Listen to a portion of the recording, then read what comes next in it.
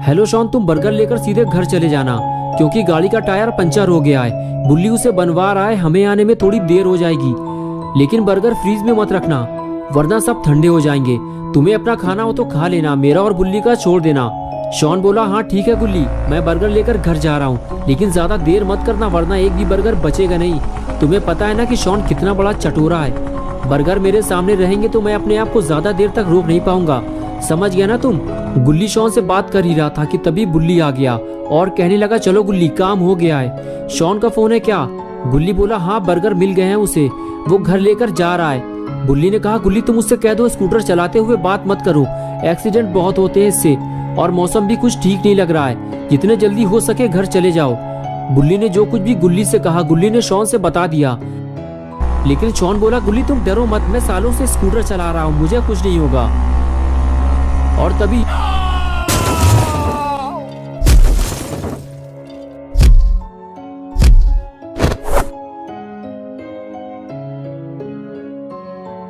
Hello hello, ये क्या हुआ? शॉन का फोन अचानक से स्विच ऑफ हो गया, बैटरी चली गई होगी उसकी। चलो गुल्ली, शॉन के आने से पहले हमें घर पहुंचना होगा वरना हमारे बर्गर खतरे में पड़ जाएंगे। और फिर गुल्ली और बुल्ली दोनों अपनी गाड़ी की तरफ जाने लगे। गुल्ली बोला, मुझे लगता है बुल्ली कहीं शॉन ने अपना फोन तो नहीं गिरा दिया। बुल्ली ने कहा, हाँ हो सकता है गुल्ली, गाड़ी चलाते हुए बात करोगे तो ये तो होगा ही, मैंने मना तो किया था उससे। और इस तरह बातें करते हुए गुल्ली बुल्ली अपनी जीप लेकर वहां से चले गए। और इधर घंटों तक शॉन वहीं बेहोश पड़ा रहा और रात हो गई। और कुछ देर बाद जब बारिश की ठंडी बूंदें शॉन पर गिरी तब शॉन को होश आया और उसने चारों तरफ देखना शुरू किया कि वो तेज बारिश में कहाँ फंस गया है। तब शॉन को याद आया कि उसका एक्सीडेंट हुआ था, लेकिन वो तो दिन में हुआ था और अब रात हो चुकी है। इसका मतलब ये है कि मुझे यहाँ पड़े हुए कई घंटे हो चुके हैं। शॉन उठकर खड़ा हुआ तो उसे पता चला कि उसके पैर में तेज दर्द हो रहा है, उसे पैर में चोट लगी है, उसे किसी को मदद के लिए बुलाना होगा। लेकिन यहाँ आसपास तो कोई नहीं है। अगर शॉन को गुल्ली और बुल्ली की मदद चाहिए तो उसे अपना फ़ोन ढूंढना होगा। और शॉन अपना फ़ोन ढूंढने निकल पड़ा। अरे बाप रे, यहाँ तो इतनी बड़ी बड़ी झाड़ियाँ उगी हुई हैं, यहाँ मुझे फ़ोन मिलेगा कैसे? चारों तरफ तो जंगल है, पता नहीं मेरा फ़ोन हाथ से छूटकर कहाँ चला गया। काश मैंने गुल्ली की बात मान ली होती तो ऐसा नहीं होता।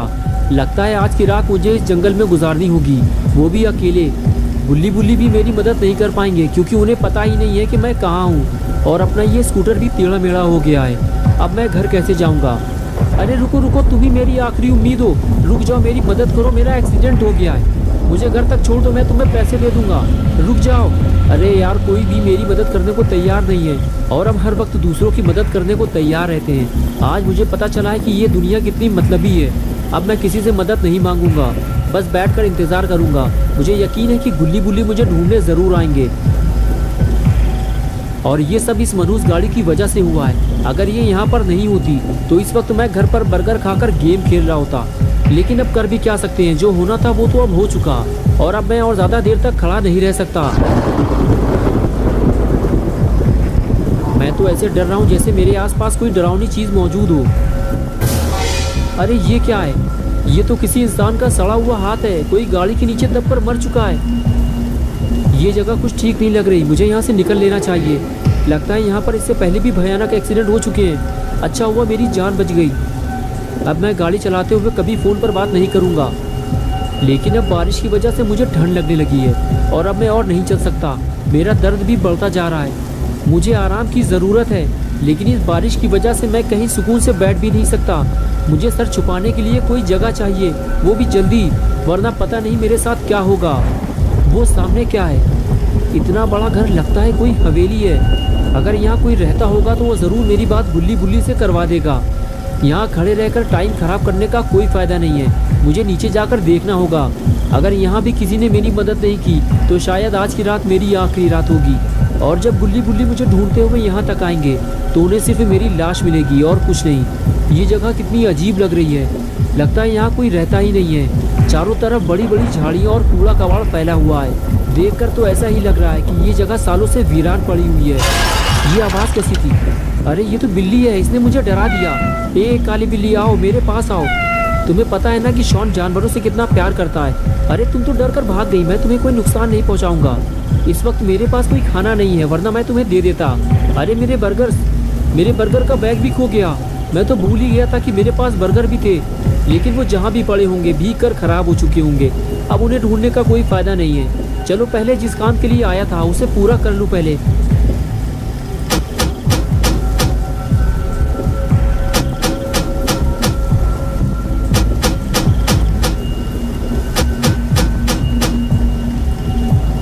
लगता है मैं गलत जगह आ गया हूँ। आज मुझे पता चला है कि छोटी सी लापरवाही से कितना बड़ा नुकसान हो सकता है। अब मैं रोने के अलावा कर भी क्या सकता हूँ। अरे ये क्या हुआ, गेट खुल गया।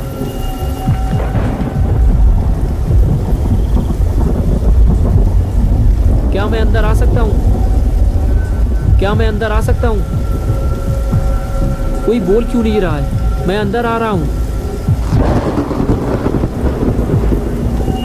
ये क्या है? ये तो कोई वीरान पुरानी हवेली लग रही है। इसे देखकर तो लगता ही नहीं है कि यहाँ सालों से कोई रहता भी होगा।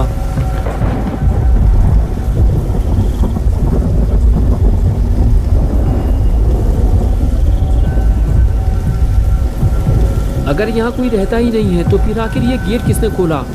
देखो, अगर यहाँ कोई रहता है तो मेरी बात सुनो। मेरा नाम शॉन है और मेरा एक्सीडेंट हो गया है। मुझे मदद चाहिए। मुझे डराओ मत, बारिश बंद होते ही मैं यहाँ से चला जाऊँगा। ठीक है, अगर तुम नहीं बोलना चाहते हो तो कोई बात नहीं। वैसे भी बस मैं थोड़ी देर बाद यहाँ से चला जाऊँगा। मुझे लगा था कि यहाँ कोई मेरी मदद करेगा, लेकिन कोई भी मेरी मदद करने को तैयार नहीं है। कितनी डरावनी जगह है ये। बस कोई भूत न मिल जाए मुझे, वरना मेरी हालत ख़राब हो जाएगी।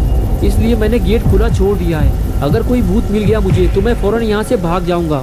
लेकिन लगता है मैं कुछ ज़्यादा ही डर रहा हूँ। मुझे अपने डर पर काबू रखना होगा, क्योंकि मेरे पास इस हवेली में रुकने के अलावा और कोई रास्ता भी नहीं है। जो भी हो, लेकिन मुझे बारिश से बचने की जगह तो मिल गई। क्या बात है, लगता है किसी ने पहले से ही मेरे लिए बैठने और आग जलाने का पूरा इंतजाम कर रखा है। छोटा लाइटर तो मेरे पास पहले से ही है। चलो सबसे पहले मैं आग जला लेता हूँ। और ये लो, जल गई मेरी आग। बस अब गरम गरम चाय का इंतज़ाम भी हो जाए तो मज़ा आ जाता। लेकिन कोई बात नहीं, बारिश से बचने का इंतज़ाम तो हो गया।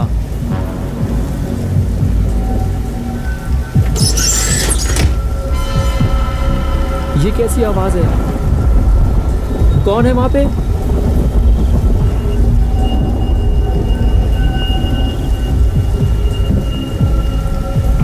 तुम जो भी हो, मैं तुमसे डरने वाला नहीं हूँ, समझ गए तुम? शॉन ऊपर से दिखाना नहीं चाहता, लेकिन अंदर से वो बेहद डरा हुआ है। दोस्तों, क्या होगा अब शॉन का? इस हवेली में आने की शॉन क्या कीमत चुकाएगा? बुल्ली बुल्ली शॉन को यहाँ से ले जाएंगे या फिर शॉन यहीं मर जाएगा? ये सब हम देखेंगे पार्ट 2 में। तो दोस्तों, अगर आप पार्ट 2 देखना चाहते हैं तो इस वीडियो को लाइक करें और चैनल को सब्सक्राइब करें। बेल आइकॉन प्रेस करके ऑल नोटिफिकेशन ऑन करना ना भूलें।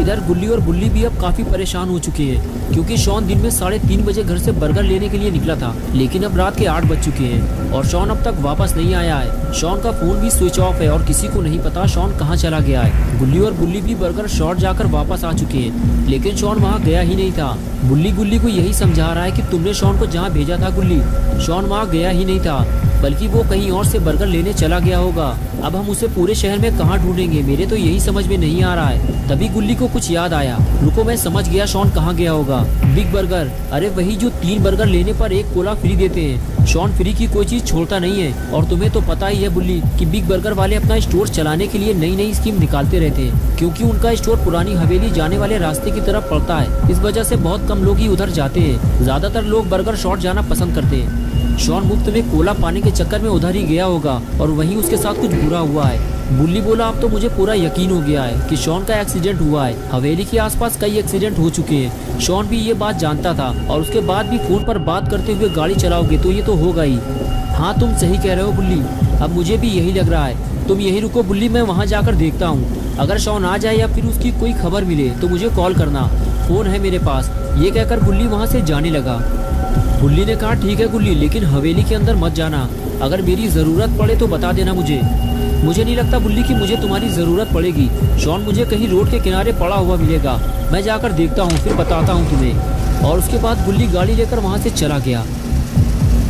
बुल्ली अकेले ही रात के इस अंधेरे में भीगते हुए शॉन को ढूंढने निकल गया। उसे लग रहा है कि वो शॉन को आसानी से ढूंढ लेगा, लेकिन बुल्ली को क्या पता कि उसने शॉन को ढूंढने में बहुत देर कर दी है।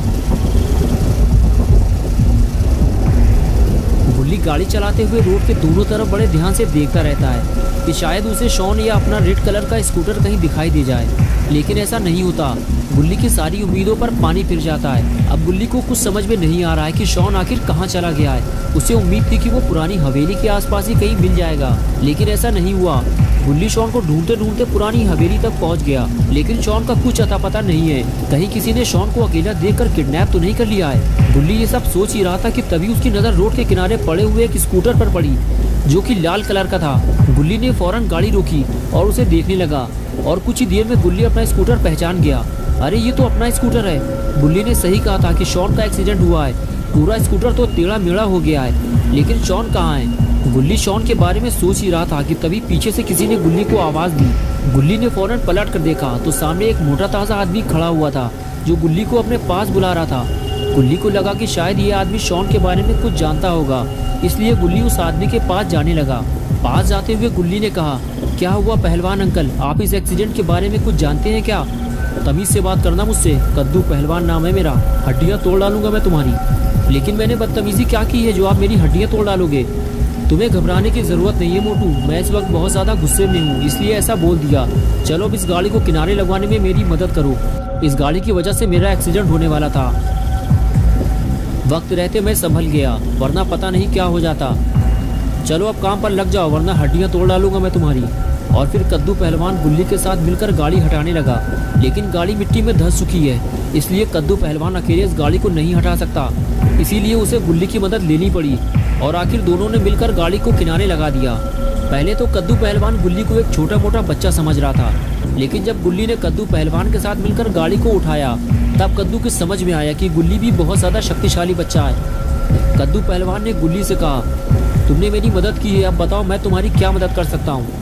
गुल्ली ने कहा, वो देखो सामने वो रहा मेरा स्कूटर, जो एक्सीडेंट के बाद टेढ़ा मेढ़ा हो गया है। उसे मेरा दोस्त शॉन चला रहा था। स्कूटर तो मुझे मिल गया है, लेकिन मेरा दोस्त का कुछ अता पता नहीं है। अगर आप चाहो तो उसे ढूंढने में आप मेरी मदद कर सकते हो। कद्दू पहलवान ने कहा, ठीक है चलो उसे ढूंढना शुरू करते हैं, बताओ कहाँ ढूंढना है उसे? गुल्ली बोला, चलो पहले हम स्कूटर के आसपास ढूंढते हैं उसे, और अगर वो यहाँ नहीं मिला तो फिर हमें हवेली की तरफ जाना पड़ेगा। लेकिन हम हवेली के अंदर नहीं जाएंगे, बस आसपास देखकर वापस चले आएंगे, क्योंकि बुल्ली ने मुझे अंदर जाने से मना किया था कि हवेली के अंदर मत जाना, वहाँ भूत भी हो सकते हैं। भूत? तुम्हारा दिमाग तो ठीक है, मैं हड्डियाँ तोड़ डालूंगा तुम्हारी, भूत जैसी कोई चीज़ नहीं होती है, समझ में आया तुम्हारे?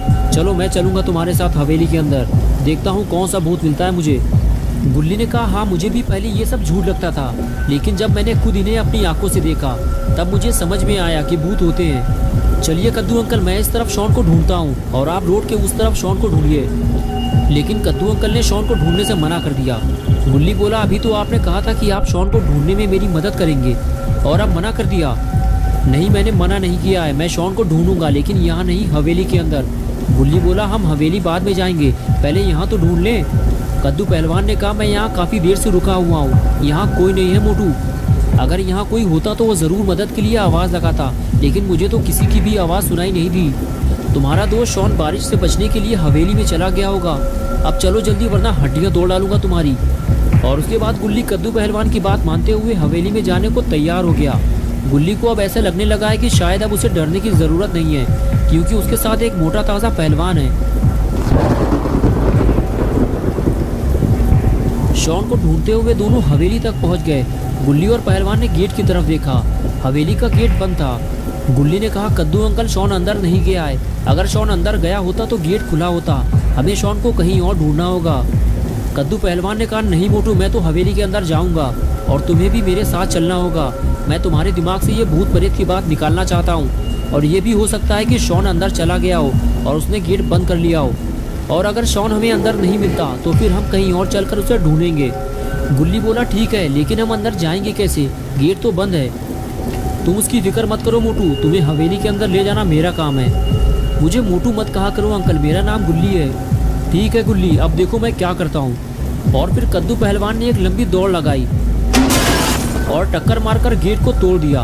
तभी गुल्ली भागता हुआ आया और कहने लगा, अंकल हवेली के अंदर जाने से पहले एक बार फिर सोच लो। लेकिन कद्दू पहलवान नहीं माना और फिर दोनों हवेली के अंदर जाने लगे। शायद गुल्ली ये भूल गया है कि गुल्ली ने उसे हवेली के अंदर जाने से मना किया था। कद्दू पहलवान के साथ गुल्ली भी हवेली के काफी अंदर तक आ गया और तभी उसे सामने जलती हुई आग दिखाई दी और गुल्ली वहीं रुक गया और कहने लगा, अंकल ये आग यहाँ कैसे जल रही है? ये तो वीरान हवेली है। लगता है हमारे आने से पहले यहाँ कोई आया था या फिर ये भूतों का काम है। ये किसी भूत का काम नहीं है गुल्ली, ये आग किसी इंसान ने जलाई है। तुम्हें डरने की जरूरत नहीं है। ये क्या हुआ? लगता है कोई चीज गिरी है या फिर कोई ऊपर से नीचे कूदा है। ये आवाज यहीं से आई है। लगता है नीचे बेसमेंट बना हुआ है। कद्दू बोला, हाँ मुझे भी यही लग रहा है, नीचे तहखाना बना हुआ है। चलो चलकर देखते हैं। और दोनों तहखाने की तरफ आगे बढ़ गए। दोस्तों क्या होगा जब गुल्ली और पहलवान दोनों बेसमेंट में जाएंगे? क्या दोनों मिलकर शॉन को ढूंढ पाएंगे या फिर दोनों अपनी जान गंवाएंगे? ये सब हम देखेंगे पार्ट 3 में। अगर आप पार्ट 3 देखना चाहते हैं तो वीडियो को लाइक करें, चैनल को सब्सक्राइब करना और बेल आइकन प्रेस करके ऑल नोटिफिकेशन ऑन करना ना भूलें।